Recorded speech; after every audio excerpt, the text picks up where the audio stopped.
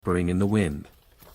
A small group of Hadzabe men and women walk gracefully through the lush green, their eyes scanning the trees for treasures.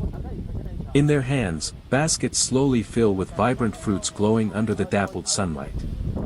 Imagine a taste untouched by time, ingredients plucked straight from nature's pantry, guided by knowledge passed down for thousands of years. The Hadzabe, one of the last true hunter-gatherer tribes on Earth, live in harmony with the land in ways most of us can only imagine. Every fruit they pick, every hive they climb, tells the story of survival and tradition woven into their daily lives. To witness their food culture is to glimpse a way of life that has nearly disappeared from the modern world. Now, step closer. The camera lingers on glistening wild honey dripping from combs, crimson forest berries shining like jewels, and roots freshly pulled from the earth. These are not ordinary ingredients, they are gifts of the wild, carefully gathered and celebrated.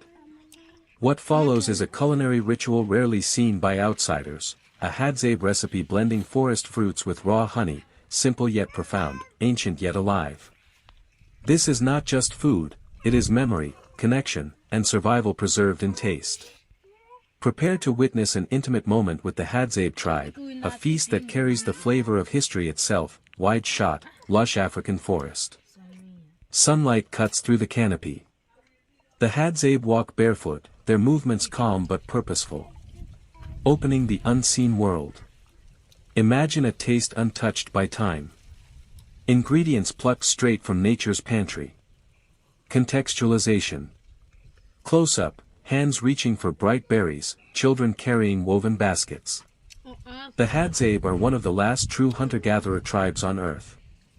Their way of life, nearly unchanged for thousands of years, offers us a rare glimpse into humanity's ancient bond with nature. Building anticipation. Camera pans across a beehive in the crook of a tree. Honey drips like liquid gold. A Hadza climbs swiftly, retrieving the hive with ease. Here, food is more than survival, it is tradition. Every hunt, every harvest, every drop of honey connects them to ancestors who walked this same land. Ingredients teaser. Slow-motion shots, wild honey glistening, crimson berries tumbling into a basket, roots brushed clean against stone. Glistening wild honey, exotic berries, and fruits of the forest, simple, pure, untouched. Together, they form the foundation of a recipe as rare as the tribe who keeps it alive. The dish reveal. The Hadza gather, mixing honey with fruits. Children laugh, elders taste, sharing is central. This is not a recipe you'll find in cookbooks or kitchens. This is living heritage, a culinary tradition passed from generation to generation, kept alive through the rhythms of the forest. 2:10, Closing Reflection. Final.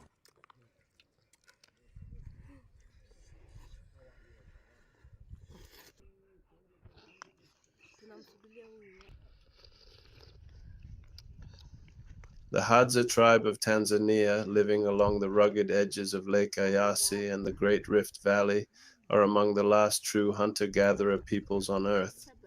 Their way of life has endured for tens of thousands of years, and with it, a treasury of knowledge that is as rare as it is profound. Among the many strands of their cultural wisdom, traditional medicine stands out as one of the most sacred, practical, and deeply respected. It is not written in books or carved into stone, but carried in memory, whispered through stories, and practiced with careful observation of the land. For the Hadza, medicine is not a separate discipline, it is life itself. Every step through the forest, every hunt across the savannah is also a lesson in healing. The plants they gather, the honey they harvest, the roots they unearth, and the animals they track are all bound to their understanding of health and survival. Illness, injury, or weakness is never seen as random misfortune. It is part of the ongoing dialogue between people and the natural world, a reminder to respect the balance that sustains them, nature as the first healer. The Hadza know the land with an intimacy most of us can scarcely imagine. A child growing up in the tribe quickly learns to recognize the shapes of leaves, the bitterness of certain roots, the sweet scent of medicinal flowers, and the sharp warning of toxic plants. By adolescence, they can identify dozens of species not just by name but by their specific powers. The baobab tree, immense and ancient, towers as a symbol of nourishment and healing. Its fruit pulp, rich in vitamin C, strengthens the body against weakness and disease. Its leaves, crushed and applied as poultices, are said to draw out infection from wounds. The fibrous bark, when prepared correctly, can soothe fevers. Wild tubers, buried treasures beneath the dry earth, are more than food. They carry cooling properties, used to restore hydration and balance during illness or exhaustion. Elders tell children that the earth hides medicine underfoot, teaching them that digging carefully is an act of trust between the people and the land. Honey, prized above almost all else, is medicine, food, and spiritual nourishment. The Hadza brave stings and climb perilous trees to reach wild hives, guided at times by the remarkable greater honey guide bird, which leads them to hidden nests. Honey is applied to wounds to prevent infection, consumed to soothe sore throats, and mixed with herbs to fortify the sick. To the Hadza, honey is life-giving sweetness, a gift meant to heal both body and spirit, healing through knowledge and ritual. Traditional healing is guided not only by practical experience but also by a sense of reverence. Some illnesses require not just herbs but ritual acts of balance, songs sung, prayers whispered, or a healer's touch to guide recovery. The healer, often an elder who has spent decades listening to the land, becomes a bridge between knowledge and spirit. For stomach pain, bitter roots are chewed directly, their taste both remedy and warning that strength comes with discipline. For respiratory issues, leaves are burned and the smoke inhaled to clear the chest. Fever is treated with infusions made from bark, brewed into strong earthy teas that purge sickness through sweat. Yet even as these remedies heal, they are not extracted carelessly. To take medicine from nature is to engage in relationship. Only what is needed is gathered, and often words of thanks are spoken. This way, the land is never stripped, and future generations will find the same abundance. Medicine is cultural memory. Each plant, each remedy, carries a story. Elders tell of how ancestors discovered a certain root during a time of famine, or how the bark of a tree cured a fever that once swept through the camp. These stories are not mere folklore. They are records of survival, encoded in narrative so that every new generation will remember. At night, around fires that flicker beneath the open stars of the Rift Valley, these teachings are passed on. Children listen as their grandparents describe the properties of plants, recalling how the Hadza have walked these same lands for millennia without losing their way.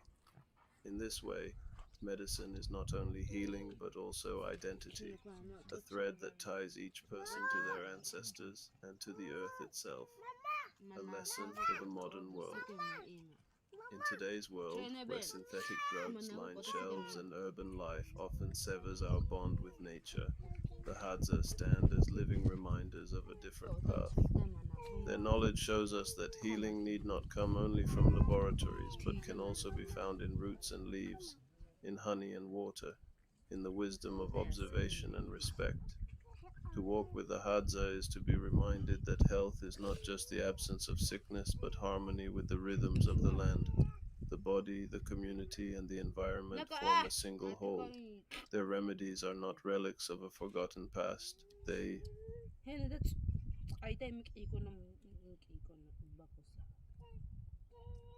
Mediation and conflict resolution. Women often act as mediators within the family and community, helping resolve disputes and maintain harmony. 5. Interaction with men and hunting life. While men hunt, women play supportive roles. Assisting hunters, women may help with tracking, skinning, or preparing hunted animals.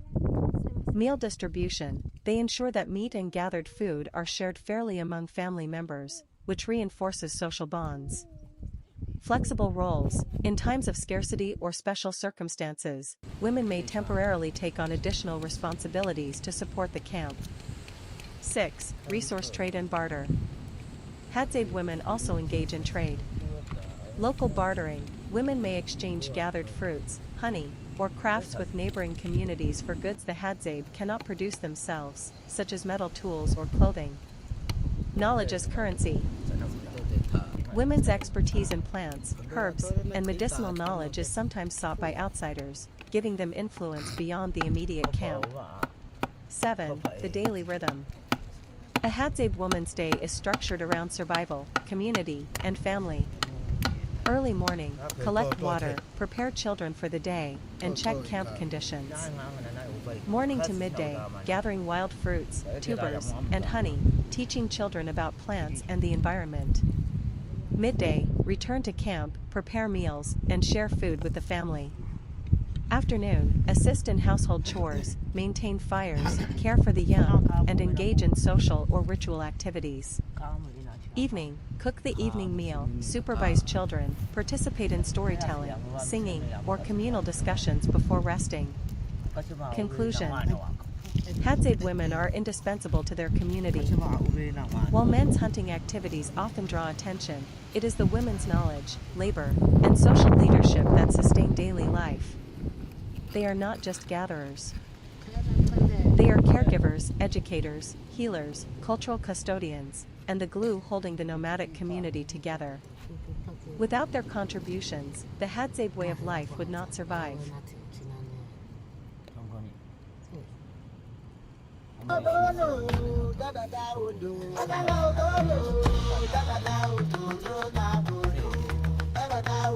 da da